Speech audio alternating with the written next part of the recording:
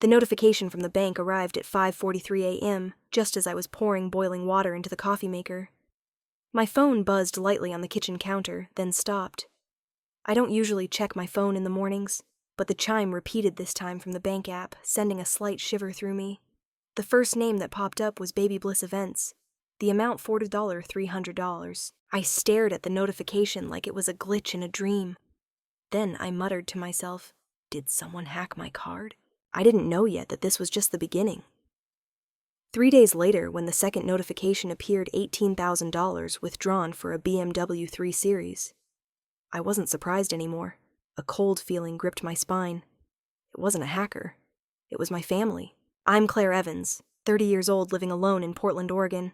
Product manager at a mid-sized tech company, stable income, bought my first apartment at 28. I don't indulge in luxuries, don't care for social media, and never imagined I'd be the protagonist in a story about family exploiting the successful one. But that's how it always starts, isn't it? No one thinks their family would hurt them the most until they do, and act like it's only natural. I called my mom. Her voice was as calm and even as always, the one she used when calling about bills or asking me to check my card. I didn't blame her, not in that first moment. I just asked, did someone use my card to book a party, Baby Bliss Events? She laughed light as air. Oh, that was for Ashley. You remember she's pregnant with her second, right? The baby shower. Your sister and I thought we should do something proper. Your card had a high limit, so we used it. You weren't planning to come, were you? I went silent for a few seconds, trying to confirm I hadn't misheard. So, you planned it, hired the service, paid for it, without asking me. Well, you're fine with it, right? It's not that much. Besides, you live alone. You don't have much to worry about. I hung up before hearing another word. 3 days later, on a Friday, I was in a routine team meeting when my phone buzzed with a new transaction alert. I glanced at it. $18,000. White glove imports. BMW 3 Series. I thought I'd fall out of my chair. I excused myself, left the meeting room, and called my mom immediately. She answered, slightly surprised I was calling during work hours. Do you know anything about a new BMW bought with my account? I asked. A brief silence. Then, I was going to tell you. Your sister thought we should get Jason a new car. He's trying to start over. His old one kept breaking down. And your MBA graduation bonus, you weren't using it, were you? I clenched my teeth. Jason, my 24-year-old brother, had dropped out of college 3 times in 3 different majors. He lives at home with our parents, no steady job, but an active Instagram account. It's my money, I said, emphasizing each word. Come on, tough it out. Being the older sister means sacrificing a bit. That's family. Oh, and don't forget we still need to cover rent this month. I didn't yell. I didn't scold. I quietly opened the bank app, locked all my cards, and called the fraud department. I realized they didn't just use my money. They thought it was theirs. That night, I came home numb. On the drive back, I thought about every call my mom had made. Can your sister borrow your card for a bit? Your brother's in a pinch. Can he borrow your car for a few weeks? Each time I felt like a responsible adult, as if helping was an expression of love. I used to be proud of that. Until today. That night, I couldn't sleep. At 2:48 a.m., I checked my email. A series of failed login attempts from unknown devices to my bank and work email accounts. A missed call from the security team when my phone was on silent. Someone I knew who was trying to access my accounts. At 3:12 a.m., I opened the building's security camera app. Footage from the front lobby showed a figure in a hoodie trying the door code. He looked straight at the camera for 3 seconds. Jason. No mask. No bowed head. No hint of remorse. Just cold. Like this wasn't his sister's home, but a safe he had the right to crack. Everything slowed down in my mind. I sat at the dining table where my cold coffee from the morning still sat. I thought, how long have I let this go on? Not from the BMW, not from the party, but from the first time I paid my parents' bills when I thought they need me meant they love me. But no, I wasn't a daughter. I was a sponsor. The next morning, I didn't go to work. I started pulling up every financial record, called the bank, reviewed transaction histories, listed every family account tied to my name. I discovered I was the named owner for the family phone plan, 5 lines, only one mine. Amazon Prime account shared, but only I paid cloud storage. They used it for my sister's wedding photos, Jason's assignments, mom's pet dog videos, car insurance. Jason was the primary driver, and I was still the co-signer on the mortgage for my parents' house. I grabbed a pen and paper, wrote 3 words, I will stop. That evening, I got a text from my cousin Ashley. Not an apology, not a thank you. Just heard you're upset about the party. Relax. You weren't coming anyway. Chill. I stared at the message like it was the final line of a long-running play I'd mistaken for real life. I wasn't angry, but I knew I couldn't stay in that system anymore. I stood up, poured more coffee, opened my laptop. If they were used to living in the shade I provided, it was time to turn off the light. I once thought that if I had enough money, all the family's problems would be solved. They'd be relieved closer and maybe love me a little more. But that morning, as I sat at my computer reviewing 3 years of transactions, the feeling wasn't relief. It was a piercing cold. Each line was a silent cut. Every expense wasn't mine, but bore my name. Every bill was a mocking laugh you paid, and you didn't even know. The first transaction I'd forgotten $1, $200, Riviera Cancun Resort. Note, family trip. My family went to Mexico in 2021, I remember. I got a photo in the group chat, everyone on the beach, dad with a margarita, mom in a floral dress, Jason and Ashley posing by a sand sculpture. No one invited me. No one asked if I was free. They just went. I told myself, maybe they thought I was busy. Now I saw clearly they didn't need me there. They just needed me to pay. I scrolled further. The next month, $600, bridesmaid boutique. I didn't get married. I wasn't a bridesmaid. I wasn't even invited to Ashley's engagement party. But the lavender dress size 2 recipient her. Pay her me. I started a list of the times I was invisible. No one asked permission. No one thanked me. Everything happened in silence, a silence coded in the word family. I remembered when I was 18 when Dad lost his job due to a canceled contract. Mom called me to the living room. Claire, can you help with the utilities this month? Just once. I used my summer savings meant for my first camera to pay 2 bills. How did I feel? Oddly happy. I felt useful. I helped the family. When I was 22, Jason was expelled for unpaid tuition. I'd been working for a year. Mom called again, her voice soothing. Jason's just a little short. Can you help him one last time? I used my credit card, transferred the money that night. Jason sent a thumbs up emoji. I told myself it's okay, he's trying. At 27, my parents called me home. Their house was deteriorating and the bank required refinancing. Their credit wasn't enough.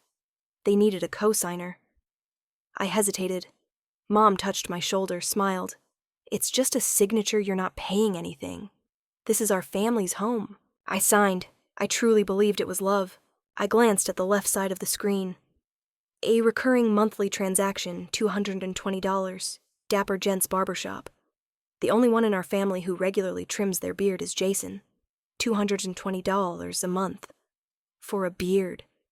I couldn't recall the last time I got a manicure or bought myself something luxurious. I live simply, minimally. My clothes are neutral, mostly from outlets, but Jason's beard is well groomed. Thanks to me. I let out a small laugh. Not a joyful one. A dry, bitter laugh, like hearing a cruel joke. I moved to dependent accounts, Netflix 5 users. I'm 1. Amazon Prime 3 delivery addresses my parents' house, Ashley's, and someone I didn't recognize. Apple Music, I don't use it, but it's charged monthly. iCloud, I paid for the family's storage from my parents' 20th anniversary videos to Ashley's kids' photos. I used to feel happy providing. I told friends I live alone, I can help my family. They need me. Now I saw they didn't need me. They needed my card. When I called the bank to trace a transaction from last year, the agent Kyle recognized my name. You handled your parents' account lock, right? And you're on their co-insurance. I nodded, though he couldn't see. Yes, that's me. He hesitated, I remember. You called to remove a sub-account your brother added. I froze. I was never told about that. Kyle continued, I thought you knew. I smiled faintly. Now I do. That evening I took out paper and pen. Drew a diagram. In the center, my name. Around it, lines connecting every expense, every shared service, every joint account. All led to one point, Claire pays. I thought of all the times I stayed silent to avoid awkwardness. The shrugs, it's just a few $100, the pitying looks from friends when I said I cover my family. Quietly, I wrote, the more I give, the more they take. The more I stay silent, the less they need to ask. That night I didn't sleep. I lay staring at the ceiling, my chest hollow. Not angry, not hurt. Just an emptiness spreading from my chest to my throat, making it hard to breathe. I didn't know when I became invisible in my own family's story. But now I knew I had to rewrite it. I was no longer the limitless giver. Not the 24/7 friendly bank. Not the sister carrying everyone else's mistakes. I was Claire, and I would start closing every door they'd opened in my name. The next morning I got a text from Mom Claire. "Netflix isn't working. Can you check it for me?" No greeting, no apology. Just a familiar command. I didn't reply. I opened my laptop, logged into my personal finance system, and created a new category goal this month: reclaim ownership. No dramatic music, no howling wind or stage lighting. Just me alone in my quiet kitchen with a list open on my laptop screen and a cup of cold, bitter coffee. I started at 12:01 a.m., not because I was hiding, but because I needed absolute silence. No calls, no interrupting texts, no mom saying, "I don't know why you're making a big deal." I wasn't angry. I wasn't shaking or breathless. I worked with a strange calm. Maybe because for the first time I had no doubt I was doing the right thing. I logged into White Glove Imports, where the BMW 3 Series was bought with my MBA bonus money I'd never seen. I called their sales department the cars under Claire Evans Vienne, ending in 7629. I want to confirm ownership and contract status. The representative Bryce was polite and quick. "Yes, the car is still registered to you, purchased with a corporate bonus from your personal business account." Exactly, and I never authorized anyone to take possession. This is unauthorized use of my property. He paused. "Do you want to initiate repossession?" "Tonight. I'll send verification documents via email in 15 minutes. At 2:46 a.m., a tow truck quietly pulled into my parents' neighborhood. The truck's security camera recorded everything. The tow arm lowered, hooked the car, the chains softly clinking in the night. Jason ran out barefoot in pajamas and a faded hoodie. He shouted something I couldn't hear. I paused the video at the moment he watched the car being towed away. No destruction, no resistance, just standing still. For the first time I saw my brother stripped of the privilege he thought was his right. Step 2. I canceled every secondary card. All automatic payments, every family subscription tied to my name. Amazon removed all delivery addresses except mine. Netflix deleted Mom, Dad, Ashley, and Jason's profiles. Spotify family canceled the group. iCloud accessed the shared storage, downloaded all data to my personal drive, then disconnected all unknown devices. When the system asked, "Are you sure?" I clicked yes, without hesitation. It felt like dismantling a crumbling building brick by brick. No noise, no collapse. Just precise, steady, merciless removal. At 7:20 a.m., I called the bank's mortgage credit department. I'm the co-signer on the refinancing contract for the house number 4815 on Columbia Road. I want to start the process to remove my financial responsibility. Kyle, the agent, recognized my voice. "Ms. Evans, we worked with you on the insurance paperwork. We'll need to reassess the other party's ability to pay if you withdraw." "I understand. I want to start that process today. I'm sorry to say if they don't qualify independently, they'll need to restructure or face default." "I know, and I'm okay with that." By noon, my phone wouldn't stop ringing. First, Mom texted Claire, "My phone has no service. Did the plan get cut? Please check." Then missed calls from Jason. Then Ashley. When they got no response, they switched to the family group chat. "Ashley, who canceled Prime. Mom needs to order stuff for the baby shower, follow up." "Mom, Claire, this has gone too far. I'm really disappointed." Jason. "Where's my car? I'm not joking. I have no way to get to interviews." Dad. "The front door camera's offline. Needs fixing soon." I didn't reply. I read each message like watching someone try to fix a crashed system they didn't understand. That afternoon, I submitted a fraud report to the bank specifically for the $4,300 Baby Bliss Events charge. I attached a screenshot of Ashley's text, "It's Claire's card, so we used it." She wasn't coming anyway. The evidence was clear. The bank confirmed receipt. I knew they'd refund me, but that wasn't the point. I needed to set a boundary. Around 4 p.m., Mom called via video. I didn't answer. Her follow-up text. "Claire, you need to be reasonable. Every family has issues. You can't act like this over a little frustration. You're embarrassing me in front of relatives." I let my phone go silent. 3 minutes later, Dad texted, "You need to understand if this gets out, it'll ruin the family's reputation. Stop now." By day's end, Ashley sent one last message. "I told you you overthink things. Don't blow this up over a party. Is it worth it?" I looked out the window. Afternoon light slanted across the gray wall, casting long shadows on the floor. My apartment was the same quiet, minimal tidy. but for the first time in years it felt truly mine. No one out there was spending in my name. No one was calling just to take something more. I exhaled not from exhaustion, but from the feeling of lifting an invisible yoke off my shoulders after a decade. Late that night, I opened my laptop, clicked the family folder where I stored all Bill's passwords and related documents. I renamed it Old System, no longer operational. I saved it, closed the laptop. A thought rang clear in my mind like it was etched in metal. They didn't just lose access. They lost their foundation. The next day at 9 a.m., I got an email from Mom. Subject, we need to talk. One line, you can erase us, but don't forget we made you. I smiled, not in agreement, but because I saw their fear for the first time. Not fear of my anger, fear of losing control. I stood up, brewed another coffee. As the water boiled, I wondered if they can't manipulate me anymore, what will they do? I wasn't the only one who knew how to play the control game. They'd fight back, and I needed to be ready. I didn't think he'd come. When the doorbell chimed softly at 10 p.m., I assumed it was a neighbor or a misdelivered package. I wasn't expecting anyone, especially not at that hour when the neighborhood was hushed under a light autumn drizzle. But then I glanced at the door camera. My heart tightened in a breathless moment. Jason. He stood there in Dad's old hoodie sleeves too long, soaked from the rain. No anger, no shouting. Just standing hands, bare eyes, fixed on the door as if it knew what was stirring in him. I stepped lightly toward the door, pausing at the handle, not rushing to open it. I hesitated, half wanting to know why he was here, half wanting him to vanish like a gust of night wind. Finally, I cracked the door open, keeping the porch light off. Cold air rushed in, chilling my hands even from the side. Claire Jason said, his voice lower than I remembered, quieter than I expected. Can you listen to me for a minute? I didn't nod. I didn't shake my head. I just opened the door a bit more, and waited. I know you don't want to see me, he began, eyes fixed on the wet concrete floor. I didn't think I'd be standing here either. But these past few days, I haven't slept. I didn't respond. He gave a small laugh like he was steadying himself. I kept thinking, why did you do it? Why cut everything off? Why so cold? Then he looked up, and his gaze wasn't that of the spoiled younger brother anymore. It was the look of someone who'd lost something too big and didn't know how to face it. But then Jason said, his voice almost breaking. I started to understand. I tightened my grip on the door, feeling the air around me shift. You carried everything, since I was too young to even fill out a scholarship form.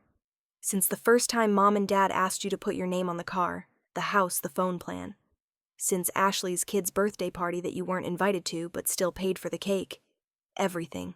I remembered those small moments being called the responsible one, the one who's got it together, the single one with nothing to worry about, like scissors snipping my presents into pieces scattered for others to use. I didn't get it, Jason continued, until I had nothing left. No car, no Wi-Fi, no Netflix, no linked bank account, no one calling anymore, no one asking if I'm okay, just gossip and blame for not handling you. I didn't take my eyes off him. In the faint streetlight under the awning, I saw his face, tired, but not evasive, not slippery. I'm here, Jason said slowly. Not to ask for anything back. I'm not asking for forgiveness. I just want to say... He paused, swallowed hard. His voice dropped to a near whisper. I'm sorry. In that moment, my heart twinged, not because I was swayed, but because for the first time someone in my family saw me as a person, not a tool, a wallet, or an invisible financial system. I opened the door a bit wider, didn't say anything, just went to the kitchen, grabbed a bottle of water, and handed it to him. Jason took it with both hands, nodding slightly. I pointed to the step under the awning. Sit. But I'm not inviting you in. Fair enough, he said, and sat. I sat one step away. Not close, not far. Just two shadows in the night, quiet like kids left behind after school. The rain fell softly. Jason didn't say more. I didn't need him to. Some conversations don't start with questions or end with answers. Some forgiveness doesn't need to be spoken. We sat like that for 15 minutes. Not too long, not too short. Enough to realize silence can heal when placed in the right moment. When Jason stood, he said, You don't have to say anything. I know I was wrong. And I know for the first time, you were right to stop. I didn't stop him. Didn't hold him back. He stepped off the porch, turned, and added, I'll try to be someone you can invite in next time. Whether that happens or not, thanks for listening. Then he left, leaving me alone in the softening night. I went inside, closed the door. Didn't lock it right away. Just closed it. Like a door not fully shut, but enough to remind anyone entering they need a reason. I didn't feel fully relieved, but something softened in my chest like a noose loosened by one notch. I sat on the couch looking at the cold water bottle he left behind. On the table was my notebook from the start of the month listing those I'd disconnected. I penciled out Jason's name, not erased, but no longer in bold. I knew one moment of clarity didn't change the system, but maybe it was the first stone. And I also knew when the old system collapsed, it wouldn't just fight back with anger, but with familiar tools, manipulation, blame, and tears. I thought they'd be furious. I expected that after I cut off the financial system they relied on, there'd be threatening texts, angry calls, harsh words. And there were for the first 3 days. But then their anger stopped working, so they changed tactics. The assault was replaced with something more familiar, crocodile tears. On Monday morning, the doorbell camera alerted me someone was outside. I checked the screen and saw Mom, Dad, and Ashley. They held a bag of pastries, a supermarket bouquet, and a familiar brand of pie. It looked like a staged Thanksgiving ad, just missing the sincerity. I didn't go down to open the door. I pulled the second-floor curtains just enough for light to show I was watching. Mom looked up, her eyes slightly swollen, her voice loud enough to carry Claire. "I don't want to fight. I just want to talk." I didn't answer. Not out of anger. I wanted to see how they'd talk. Ashley spoke next. "We shouldn't let small things tear the family apart. It's just money, and money. It can't buy family right." That last line sounded rehearsed, like it was drafted in the group chat, approved by all three before they showed up at my door. Dad stepped closer to the gate. He rarely spoke much, and this time was no different. "You should know. Your mom isn't as strong as you think. Your silence like this, she hasn't slept in a week." I looked at them, 3 people under my awning in the dull light of a damp day. They didn't bring remorse. They brought strategy. A new one. They didn't come to apologize. They came to negotiate. I opened the window silent for a few seconds. A breeze ruffled my hair, carrying October's chill. "You don't miss me," I began, my voice steady and clear. "You miss access." Mom looked up, seemingly stunned. Ashley bit her lip. Dad stayed silent. "You miss the credit card Netflix the car bought with my Money Prime iCloud. You don't miss me. You miss the financial system I provided." No one argued. I lowered my voice, but each word echoed in the small yard. I didn't walk away because of money. I walked away because when I stopped paying, I stopped existing. Mom quietly opened her purse, pulling out a scribbled-over spreadsheet, holding it up like evidence in court. "Claire," she said, "I've listed everything here. What's shared, what's reimbursable, what was done in stress. I've calculated it. We can pay you back, slowly." The spreadsheet printed on A4 paper in red ink read, "Baby shower, $4,300. Agreed BMW, $18,000. In question family prime, $179. Shared gym subscription, $220. Shared cruise deposit, son $500, not yet used." Some lines were starred, some handwritten. Ashley's idea. Jason didn't know. Parents assumed. Claire agreed. I looked at the spreadsheet and saw the structure they were trying to rebuild. But this time, they didn't call it reliance on me. They called it family sharing. I didn't say more. I didn't need to. My silence was no longer submission. It was judgment, a boundary. A light shining on the structure they were trying to keep from collapsing. After a few minutes, Mom lowered the spreadsheet. Dad turned away, silent. Ashley stood waiting for a nod from me. I didn't give one. They left. No arguments, no blame, no tears. Just a heavier silence than any words they'd ever spoken. I closed my laptop, looking at the now shut window. I thought about family not as a sacred word, but as a concept. A social structure that made me believe responsibility was love, and silence was sacrifice. But if family only exists when one person carries everyone else's system, it's no longer love. It's a survival mechanism where one person feeds 4 with money time and their own absence. I went to my study, opened my notebook, and wrote day 14 after unplugging the system. They're trying to rebuild. Not from remorse, from fear. Fear that this time I won't come back. Fear that I'm no longer the software they relied on.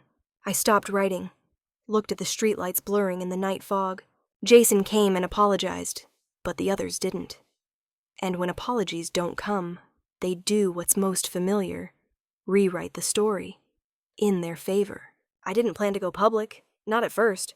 I'm not the type to air dirty laundry on social media, let alone wash family dishes in public. But after 3 weeks of silence, I learned something: when they can't control you with emotions, they control the narrative. And they started doing just that. One afternoon, I got an email from HR, subject verification request regarding company expenses.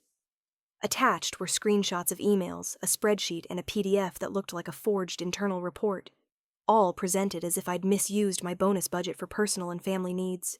I knew who was behind it. I'd created a budget template for Mom to help Dad track expenses. That template, now sloppily edited to claim I embezzled company funds, was mine. I checked the file's metadata. The IP address traced to my parents' house, specifically a device that had logged into Jason's email. I didn't panic. I didn't get angry. I forwarded the entire chain to my lawyer, attaching the original template encrypted source edit history and past internal correspondence. My lawyer replied with one line: "You don't need to defend yourself. We'll handle the rest." I looked at the screen, then looked up. I knew now I had to do what I'd avoided from the start: tell the truth. Publicly, clearly, without hesitation. That night I opened my dormant social media account, quiet for over a year, used mostly for recipes and sky photos. I posted my first thread, a series of images, bank statements, the car purchase receipt, Ashley's baby shower text, Jason's 3:12 a.m. camera footage, Mom's handwritten spreadsheet. Caption: "I didn't break the family. I just refused to keep being the invisible foundation for a structure that didn't include me." The response was immediate. First 10 minutes, 200 likes. 30 minutes messages from strangers sharing similar stories. 1 hour comments of empathy, outrage, even respect. People didn't know me, but they knew the feeling of being used by those they loved. I didn't feel triumphant. I felt balance being restored. 3 days later, Mom posted on Facebook an old photo, me at 12 holding graduation flowers, her smiling behind me, hand on my shoulder. Caption: "We raised a successful child, but no one taught us how to keep her." I didn't respond. Ashley posted a passive-aggressive status: "Some people are only generous when they have an audience." Jason sent a short text: "I didn't know they'd do that.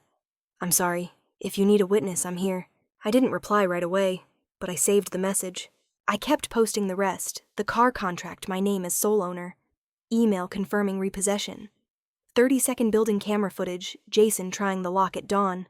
Final post: a photo of my hand redlining each fraudulent transaction, captioned, "I thought silence preserved family." But it was the soil where manipulation took root. My family didn't respond further, but I heard what they said through others. "An old friend texted, 'Your mom says you're having a breakdown after a breakup. Everything you're doing is because you're spiraling.' A former close colleague asked, 'Is it true your family's suing you? I heard you misused company bonuses.' They no longer controlled me, but they still tried to control my image." I didn't counter every slander.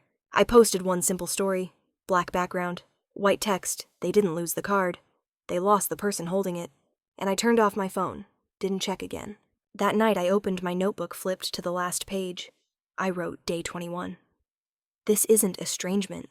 It's liberation. Not because I hate them, but because I won't vanish so they can exist. I closed the book, blew out the candle. The room darkened, but nothing was scary. For the first time in years, the darkness was mine, not cast by someone else. I don't know if they'll change. I don't expect them to call and say, "You were right." But I know if change comes, it won't be bought with my compliance. Jason was the only one who didn't turn away. That to me is a small, gentle dot on the cold map of separation. Maybe from that dot something can grow. With time and honesty. In the end, I'm no longer the carrier. No longer the mechanism. No longer the walking wallet. I'm Claire Evans, the one who stepped out of a system called family to start rebuilding a life in my own name. My story isn't just about money or a BMW repossessed in the night. It's about escaping a mechanism of exploitation disguised as family. I once thought love was silent sacrifice, always being there when they needed me. But love can't rest on one person's shoulders. No one deserves to exist as an inexhaustible wallet. I'm not sharing this for revenge. I'm sharing it so someone, maybe you, feeling alone under nameless demands from loved ones, knows you're not wrong to set boundaries. Compassion doesn't mean being used. And walking away is sometimes the kindest way to start over. If this story resonates with you, don't forget to follow the channel to catch more real, profound, and valuable stories like this. Leave a comment, share your thoughts, because maybe you're writing the first chapter of your own life. Thank you for listening.